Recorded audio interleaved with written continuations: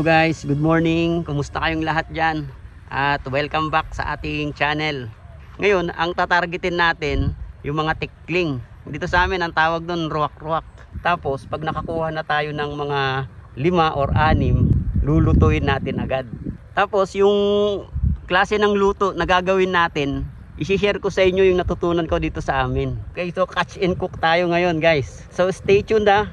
Abangan nyo. Yan, may lumapit guys. Dalawa, mag-asawa to. Kaso medyo malayo pa. Palapitin pa natin ng konti.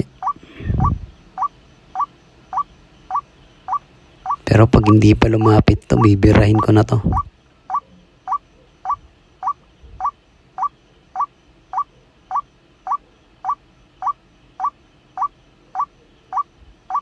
Tirahin ko na to. Ay, kung ayaw nang lumapit eh.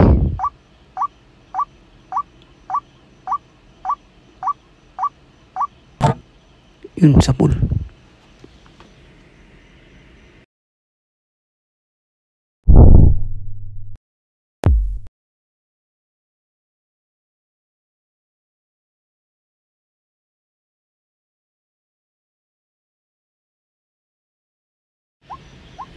Wala guys.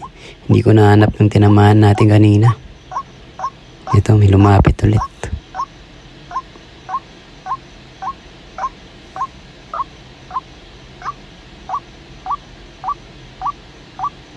Yun. Mukhang tinamaan yun ah.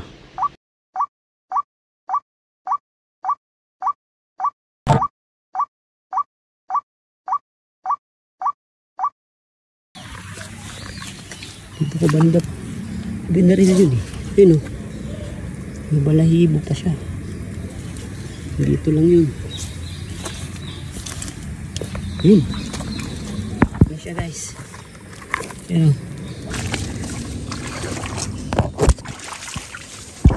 Yun siya.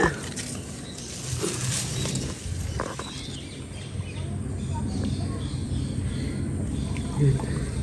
Tapos yung isa dun banda. Malapit sa makina ng patubig. Okay.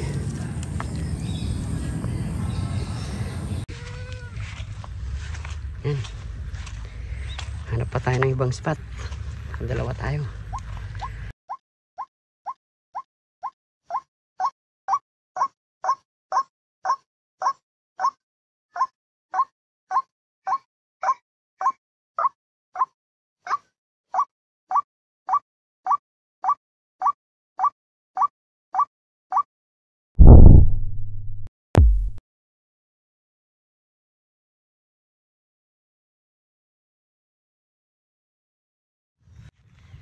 Wala guys, hindi natin napulot.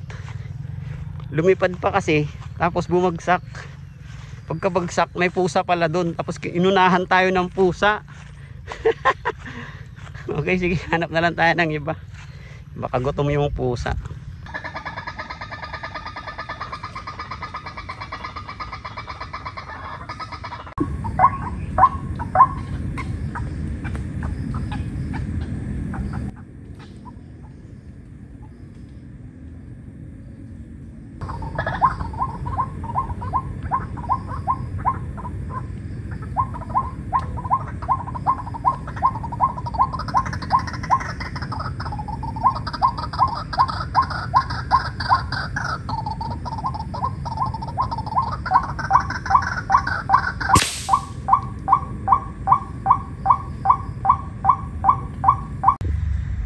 Yan, nakuha tayong isa guys. Yung isa tumakbo. Hinabol nito. Ewan ko baka ano na, nagtago.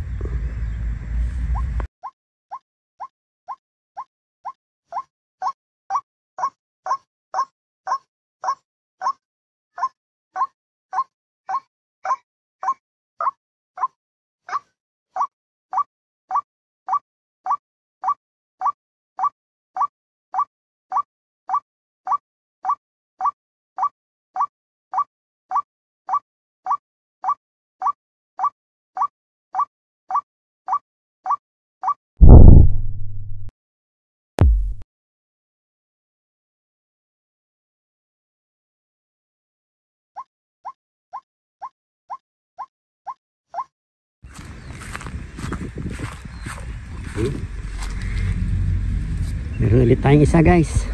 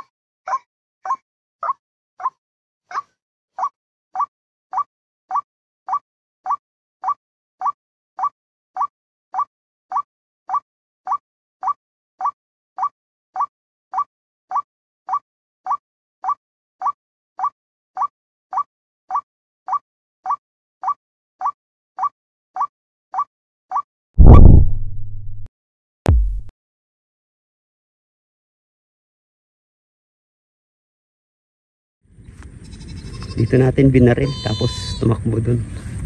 Ayun. Siya guys. Ito. Okay. Tapos may isa pa tayong pupulutin sa kabila. Ito. Yan, nakadalawa tayo.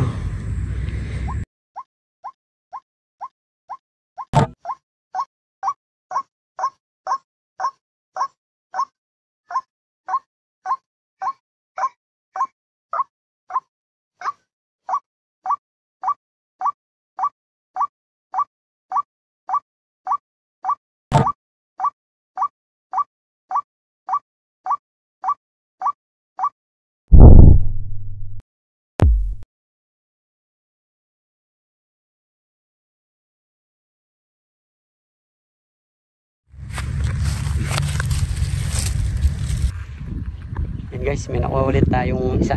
Marami tayong mga tinamaan kaso nakatakbo, tumiksik na sa masukal, kaya hindi na natin nakuha. Pero naka-anim na tayo. Lulutuin na natin. Ituturo ko sa inyo yung yung mga natutunan ko rito sa amin na luto ng ibon. Sige guys, stay tuned.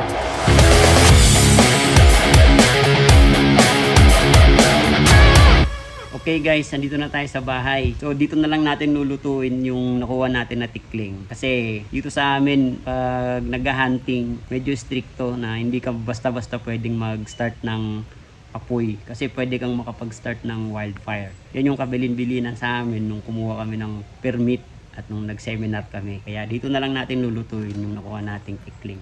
Ang gagawin natin ngayon na recipe is yung ayam penyet. Ayam ibig sabihin manok, penyet ibig sabihin smash or sa Tagalog napipi siya.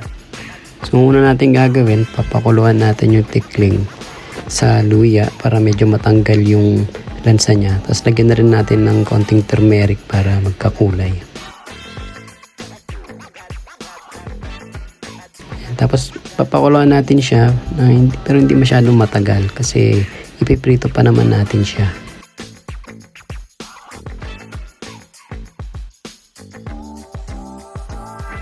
Tapos gagawa tayo ngayon ng breading. So kailangan natin ng cornstarch, itlog.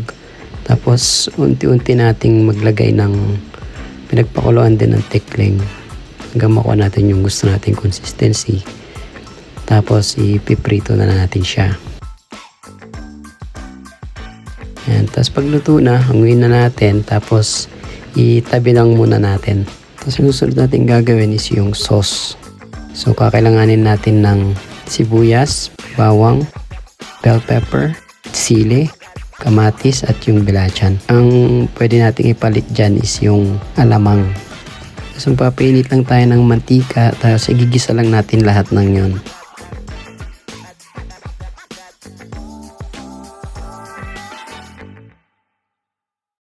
Medyo ihuli natin yung kamatis kasi malambot lang siya.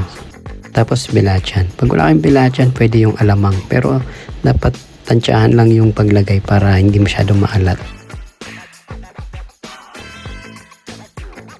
Tapos naglagay ako ng konting brown sugar para manamis-namis. Tapos ilalagay natin siya sa blender or sa mincer. Tatarin natin siya. Tapos kapag nadurog na siya, ibabalik natin siya sa kawali para igisa ulit hanggang maging darker color siya. So pag nag-dark na, pwede na yon. Tapos pipiin natin konti yung naiprito nating mga tikling para medyo lumambot na siya.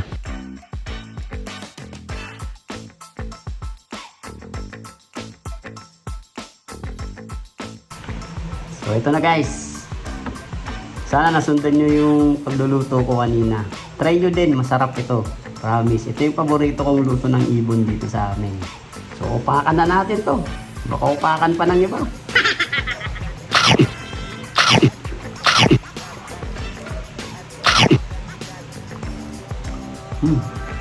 Harap siya guys.